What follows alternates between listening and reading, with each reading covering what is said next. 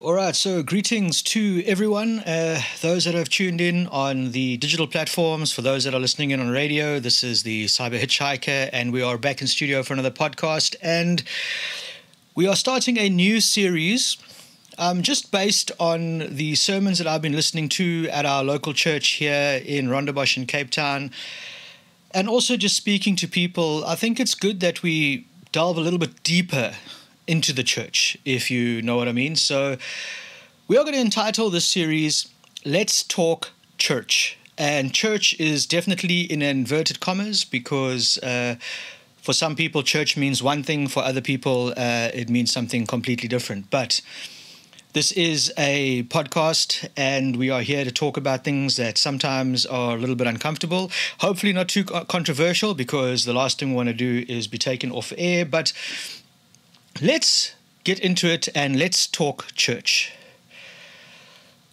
So I thought let's start off with, and here's the thing, guys, I don't know everything, so I do a lot of research and put a lot of stuff down on paper in front of me on a screen so that I can have this information ready for you guys. And we might look up a couple of things online on the fly while we're busy talking, just to go in a little bit deeper if we need to. But I've got a few things written down here that I've just been going over myself, and I thought let's start way back in the early church. Let's have a look and see where the church began. Now, I know most of you guys say, yeah, but Vaughan, we can read the Bible and we can read the book of Acts and we can see, yeah, but there's a lot of other sources and a lot of other things that happened from the time Jesus died, after his resurrection, after the apostles died, going through the early church history through about 10 generations to about 300 AD. And I just want to have a look at the early Christian church here. So, have you ever noticed that the Bible actually gives us no clue what Jesus looks like? All of the paintings that we have are just artists' ideas of how he might have looked. Funnily enough, when I was looking this up, I found out a very interesting fact. And the first representation of Christ on record is actually a derisive graffiti. It's a mockery of Christ that was graffitied on the wall of a house on Palatine Hill in Rome. And it pictured the body of a man being crucified, but with the head of a donkey. And the inscription read, Aleximenos worships his God. Now, I have no clue what that means, so let's just quickly, while we've got time, have a look and see what is going on here. So the approximate translation is that it was a mockery of God, and this mockery was basically, I just want to see what it actually says here. Let's just go to Wikipedia and have a look. So it's a piece of Roman graffiti, and let's just see, I want to figure out what that actually means. Shows a young man worshipping a crucified donkey. The Greek inscription, approximately translated, indicates that the graffiti was apparently meant to mock a Christian named Aleximenos. So Aleximenos was actually a name of a Christian at that time, and he was being mocked for his faith by them putting up this graffiti painting of a man being crucified with the head of a donkey. So let's have a look with that in mind, the early Christian church. And from the time of Nero, which was around 64 AD, until the conversion of Emperor Constantine and the Edict of Milan, which happened in 313 AD. And this is, the Edict of Milan is where Christianity was made legal. Up until that point, Christianity was not a legal religion, or a legal movement, or a legal practice for people to openly practice their faith after Jesus died. It was not recognized as one of the official religions. So Christianity, or the faith, was officially regarded as a religio prava, which means an evil or depraved religion. How crazy is that? Now, obviously, this wasn't from the people. This was from the governing people that were basically governing at the time, which was the invading force of Rome. And this was back in the day, guys, when a church wasn't a building. Yes, these early believers did not have church buildings to meet in. They met most commonly in homes, as we can read in Acts. And the first church buildings actually didn't start to appear until around the 200s ADs. We cannot have a podcast without a cup of coffee, and thank you to Our Daily Bread for giving us these amazing, huge coffee mugs.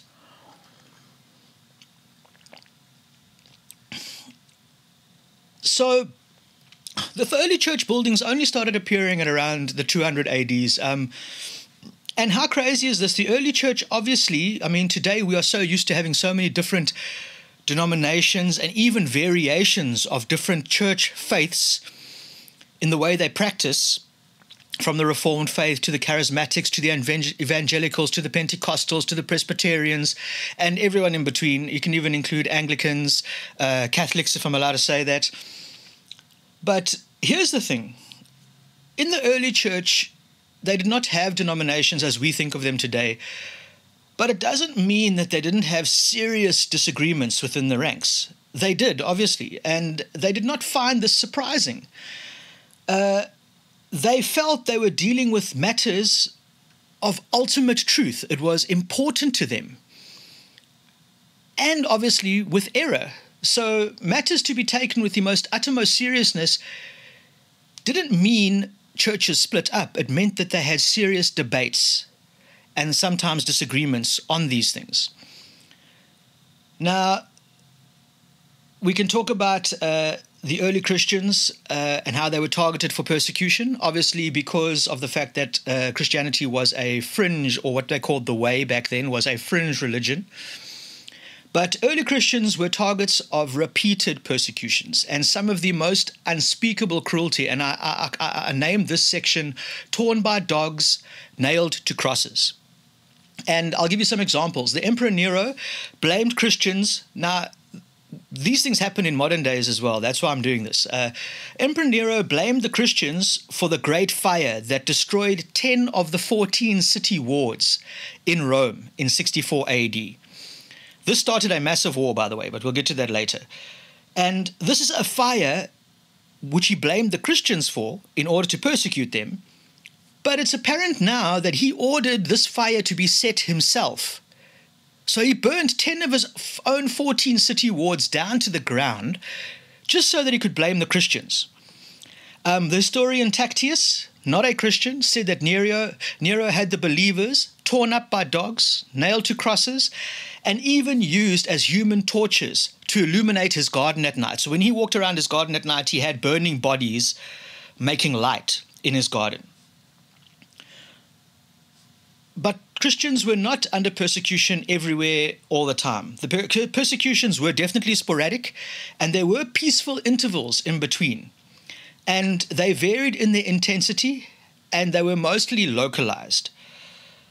Now, we talk about the end times a lot, and I'm not going to go into the whole thing about end times because for most of us, we know that study these things, end times started a long time ago. It's not just something that started now. It actually started around the times I'm talking about, if not further back during the times of the disciples when John was writing Revelations on the Isle of Patmos. But there was a decree that was made, and you had to get a certificate. Now, listen to this. There were 2 all-out empire-wide persecutions intended to utterly destroy the church at this time. The first was under the Emperor Decius, and it began in December of 249 AD. And everyone in the empire had to get a certificate. Does this sound familiar to modern-day times, guys? But this is 249 AD. They had to get a certificate from a government officer verifying that he or she had offered a sacrifice to the gods. So you had to get a certificate after sacrificing to gods with a small g. And they did this because we know that as a Christian, you could not do this. The act was something that you could not do in good conscience because your faith did not allow you to do it. The second was called the Great Persecution, which happened after this, and it began in around February 303 AD. And this was under Emperor Diocletian. And Galerius, the empire's second in command under Diocletian, was behind this persecution policy, and it continued even after Diocletian's death. For 8 long years, official decrees ordered that Christians were not allowed to run for public office, their scriptures were confiscated, church buildings were destroyed, leaders were arrested, and pagan sacrifices were required by everyone, including Christians. All the reliable methods of torture were mercilessly employed, while wild beasts were used in arenas to tear Christians apart. People were burned. You were stabbed and slashed at and killed very slowly with blades. Obviously, you were crucified. You were often put on the rack, which is a machine that either pulls you lengthways or sideways until you split in half. But none of this stopped anything. It was to no avail. The penetration of the faith across the empire was so pervasive that the church could not be intermediated, nor could it be destroyed, even with all of this persecution.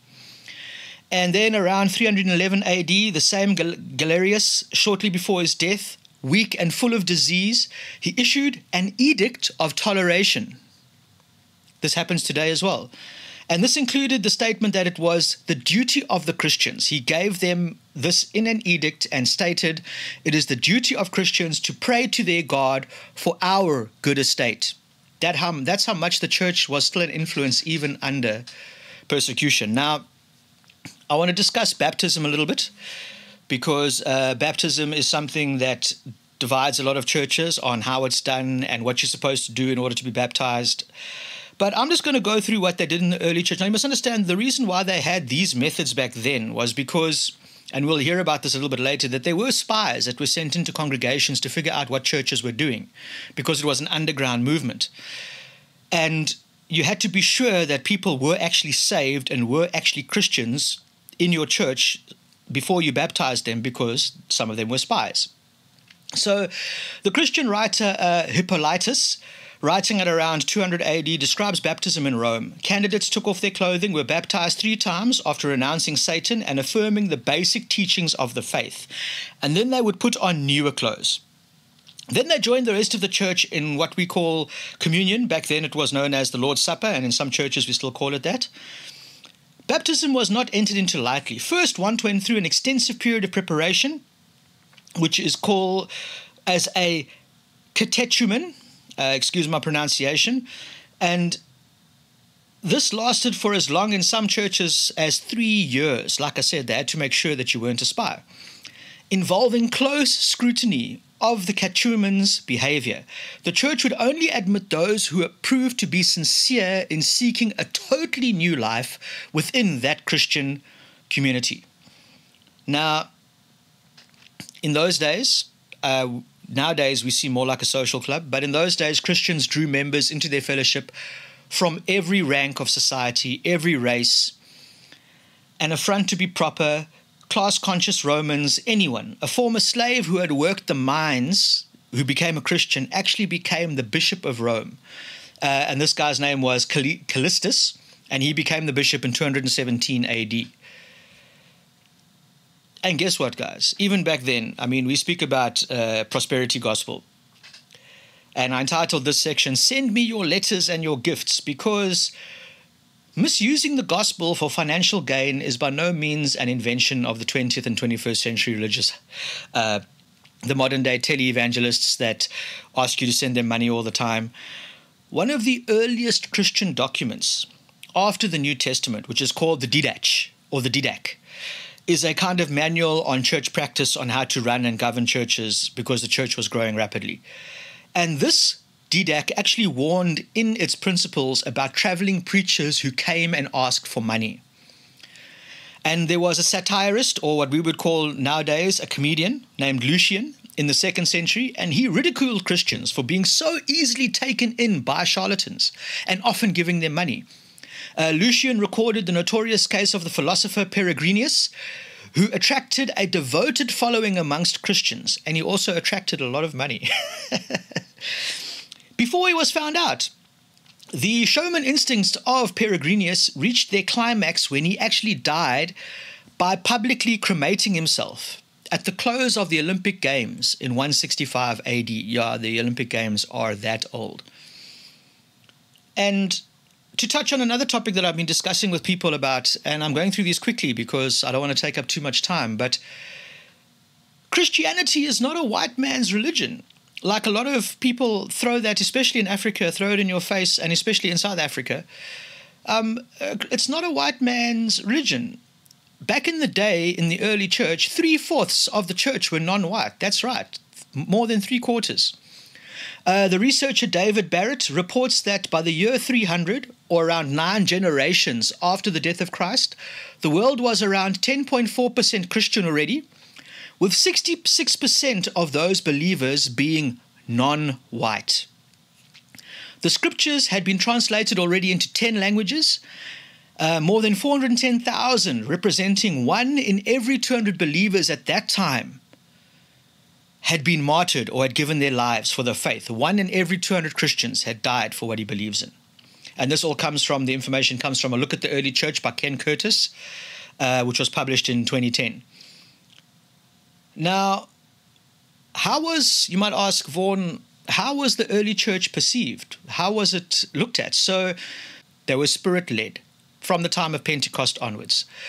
Those early Christians faced the most hostile world, walking in the power of the Holy Spirit, because that's exactly what it says in the book of Acts, that God would send us the Holy Spirit and he would give us power to go forth.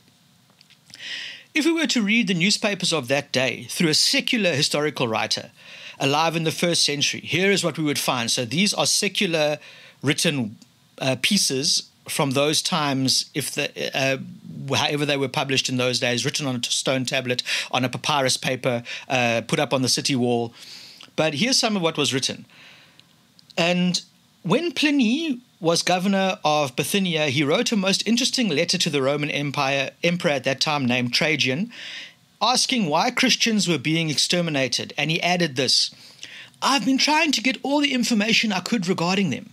I have even hired spies to profess to be Christians and become baptized in order that they might get into the Christian services without suspicion.